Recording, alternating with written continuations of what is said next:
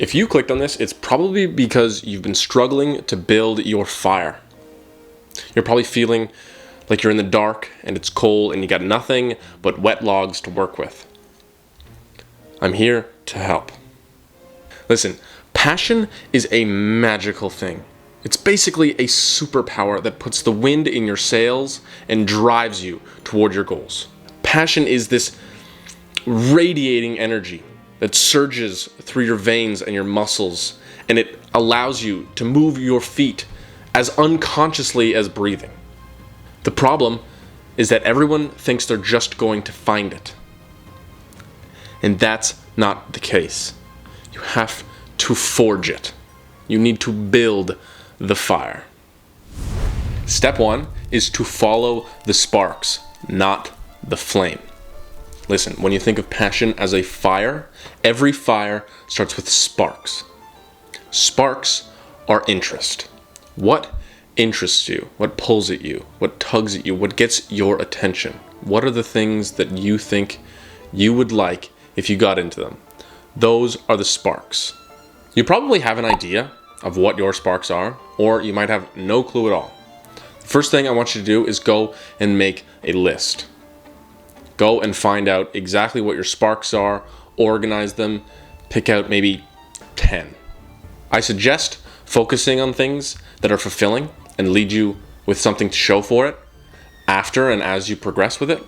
These kinds of things are really easy to get that fire going.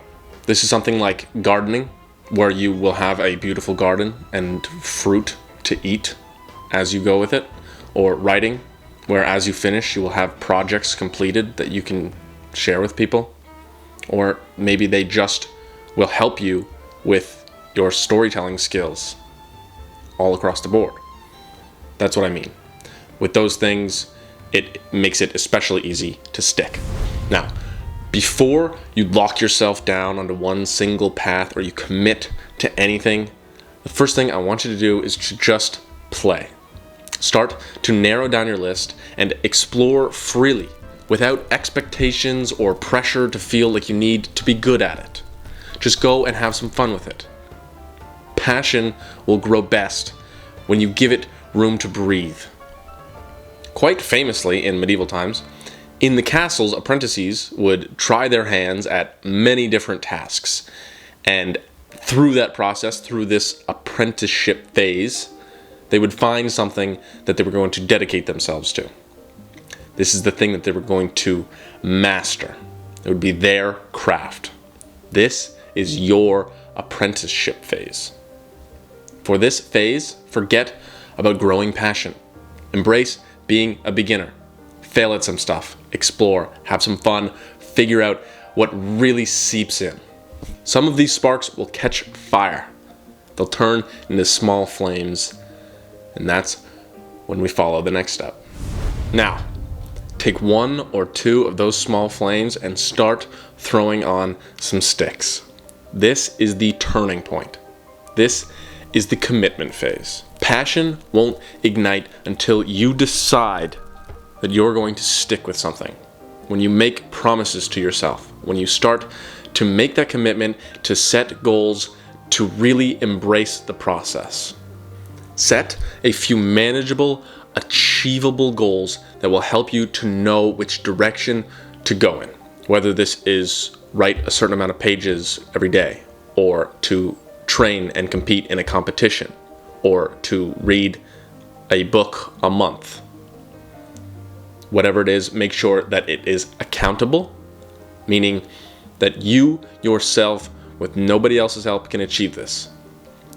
By this, I really mean, don't set a goal like I'm going to gain 10,000 YouTube subscribers, because it's not really in your control. Instead, you're going to want to pick something like make 5 YouTube videos and post them. That's something in your control. You can't control how many people are going to come onto your account and click subscribe. Take those small flames, start throwing on some sticks, make some goals, know where this thing is going. Make some promises to yourself, watch the fire grow. Step 4 is to build skill, to build passion.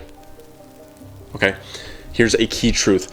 Passion grows with competence. Now that we have a small fire going, we need to start to build it. We got to start throwing on some big logs because now we've got enough heat to light them up. The better that you get at something, the more rewarding it becomes. The more you sharpen your skills, the deeper your passion will grow. Now that you've made the commitment to the thing, you need to make the commitment to getting better, to practicing your skills, to sharpening your senses, to learning as much as you possibly can about that thing to become the best that you can at it. You need to be striving to be one of the best at it. And even if you can't, even if there's people that have been doing it for way longer than you, just that pursuit, having that goal, moving your feet toward it, that's enough. That's more than most people are doing. Break your craft into skills, start to learn each of them. Start to track your progress. As you get into this process of getting better, watch your attachment grow far deeper. Watch your passion start to burn. Step 5 is to connect it to something bigger. Now that you have this fully formed fire in front of you, it's easy to feel like the job is done. But it will burn out if you let it. You need to nurture it. And how to do that consistently is to give it a reason. Give it a purpose. Connect it to something bigger. As humans, we are wired for meaning. When you give your passion a purpose, it becomes unstoppable. Whether that purpose is helping other people or creating powerful art or solving a problem that you care about, this is what really infects you and gets inside you and allows you to just keep going. This will help you feel motivated and fulfilled in doing it. So ask yourself, how can my thing serve a greater purpose? Give yourself that reason. Step 6 is to expect the rain. Listen, we're building fires outdoors here. There are going to be rainy days. That doesn't mean that you're just going to let that fire burn out and you're never coming back, okay? This is where most people quit, thinking they've lost the spark. Their fire's gone, it's never coming back. It's not true, okay? It's not going to burn bright forever. But that doesn't mean it's gone. You just need to bring it back. You just need to find your way back to that heat. Rain is part of the process. Push right on through.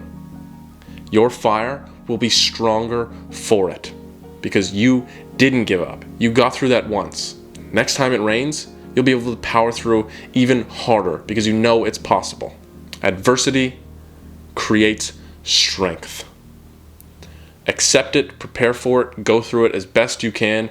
You'll be better for it on the next time around, and you'll be unstoppable. Okay, so for a quick recap, you're going to keep a curiosity list. Write down anything that sparks your interest.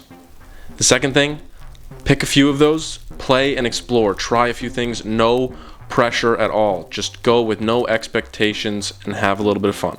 The third thing is to pick the things that speak out to you, that create a little bit of flame, and commit. Start to make promises and set goals. Okay, the fourth thing, follow through. Practice the skills, work toward them, hone in on your craft. The fifth, give yourself a purpose. Give yourself a reason to keep coming back. Connect your efforts to something meaningful. This will give you motivation and a sense of fulfillment. The sixth thing is to prepare for the rain. Know that rainy days are coming. Don't quit when it hits. Push through and be stronger for it. This is the passion game. This is what leads you to have a sense of purpose and a fire that carries you toward goals. Sparks turn into flame. Flames turn into fire. Feed the fire. Take your time. Have some fun with it. And reap all the rewards of the warmth and the light that it will give you. Just remember, stop expecting sparks to light up logs. Okay, that's not how it works. That's why most people feel trapped. They feel like they can't light a log to save their life. Take your time to forge true passion. It will be worth every second.